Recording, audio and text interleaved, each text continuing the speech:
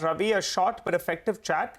Appreciate you joining in and giving us your comments on how you see the market shape up from here on. That said, let's get to another old economy. That's the cement space. Aditya Saraogi, the Chief Financial Officer at Birla Corp, joins us on the show. Hi, Mr. Saraogi. Good morning, and thanks a lot for joining in. Well, if I look at your year-to-date numbers, it's more or less flattish in terms of volumes at around 12.8 million tons. But you're guiding for better times ahead. Now, in the base year for Q4, you did around 4.8 million tons. So what kind of a growth are you guiding for Q4, and what do you end this year with in terms of volumes? In Q4, we are expecting around 7 to 8% growth in volume terms. Okay. And we should, with those kind of numbers, we should end the year with a total volume of around 18 million tons. 18 million tons. All right, you're sounding quite optimistic on that. And on that base, what kind of a growth are you looking at for FY26? It's slightly premature. We expect it to be in single digit, but I think I'll be able to give you more precise estimates in the next phone call. Okay, all right. So single digits at least is what you're working with. The other important point is the EBITDA per ton, Mr. Saraogi. You are guiding for better times ahead, but the street is a little bit cautious on that front because your EBITDA per ton is sub 600 rupees per ton. But now we know that, you have various levels in place. You have taken some cost-saving measures as well. So what is the outlook on the EBITDA per ton for Q4? What is the improvement you're factoring in? And for FY26, do you get back to those 800-900 rupees EBITDA per ton mark or even more? So for Q4, for H2, we had actually guided 150 to 170 rupees increase over H1, which was at 536 rupees. So that translates into EBITDA per ton of around rupees 700 for H2. Now in Q3 we have done about 570 rupees, and in order to arrive at 700 EBITDA per ton for H2, we'll need to do about 800 rupees per ton EBITDA in Q4, and we are fairly optimistic that we should be able to reach there. All right, 800 rupees. So that will be a big improvement from what you've done in the past quarter. A quick question on Mukutban. What is the current profitability difference between Mukutban and the core Birla Corp business? We are not giving a separate breakup for Mukutban number because it's slightly difficult to give those numbers. So, but it is quite profitable. Last year it was making losses.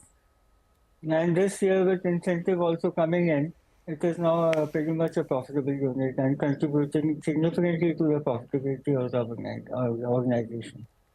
All right, Mr. Saraogi, the street will want to know what about the balance sheet, because you have to give them some triggers, right? Growth is very mediocre, EBITDA per ton is improving as well. Now, the debt number in the books is 3,100 crores is the last number we have. And I think you've scaled down your Capex guidance for this year as well. So give us an update on both those two numbers. Where do you see the debt headed? For this year, I think the scale down guidance of Capex is around 500 crores. And what about next year? This year, the debt should be pretty much below 3,000 crores. And next year's Capex number, we will be able to give an estimate in the next quarter call. All right, got that. I want to ask you about pricing, but first let me get in Jyoti Gupta, the Senior Research Analyst at Nirmal Bang Institutional Equities, who joins us on the show. Hi, Jyoti. Thanks a lot for joining in. Jyoti, last few days, a lot of buzz. I've spoken to a lot of sell-side analysts, a lot of market participants as well.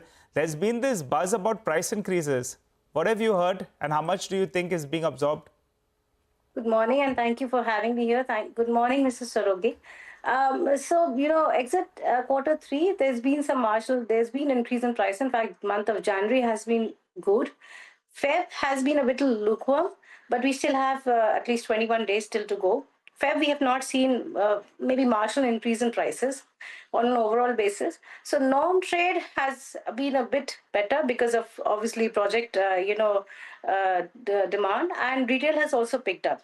So last quarter, we saw some 200 per ton improvement in the non-trade prices and 100 in the trade prices, which is actually reflecting the EBITDA per ton numbers. This quarter, I believe the prices on an overall basis, improvement could be around anywhere between, on a net basis, trade, non-trade should be around 100. So more or less on a flat fourth quarter we should exit with flat because pricing, because Feb we've had good demand and pricing, but Okay. March we would exit with literally the prices are going to roll back. So Okay. net basis, maybe 100 rupee per ton in terms of realizations On a sequential basis. on a sequential basis. All right, Mrs. Saraogi, do you concur out there in that improvement of around 230 rupees, 240 rupees of EBITDA per ton improvement? What are you penciling in on the pricing aspect? How much improvement? So just to give you an update, in the month of January over December, we had a price increase of about 1 to 1.5%. And for the quarter as a whole, we are expecting price improvement of at least 2 to 3%. So on that basis, I would rather concur with the view that it should definitely contribute 100 rupees to the margins in this quarter on a sequential basis. All right. Final question, Jyoti, before we let you go. What are your top buys in the sector? So large cap, Ambuja, mid Ramco Cement, and in small cap, JK Lakshmi and Birla Corp. Of course, I'm quite positive on Birla Corp. Basically, the geographical distribution is very, very well allocated when it comes to Birla Corp. So they should benefit because last quarter we've had North region doing very well, and this quarter it has sustained the demand momentum as well as the pricing momentum. So North, West, Central regions are actually doing well, and East is likely to pick up going forward. Okay, all right. Thanks a lot, Jyoti, as well as Mr. Saraogi, for joining in and filling us in with your take on the sector and how you see things panning out. Q4 is looking up as per your commentary. For the time being, though, we shift focus away from the cement industries. We'll connect with the management of IKS Health for their Q3 numbers. Stay with us.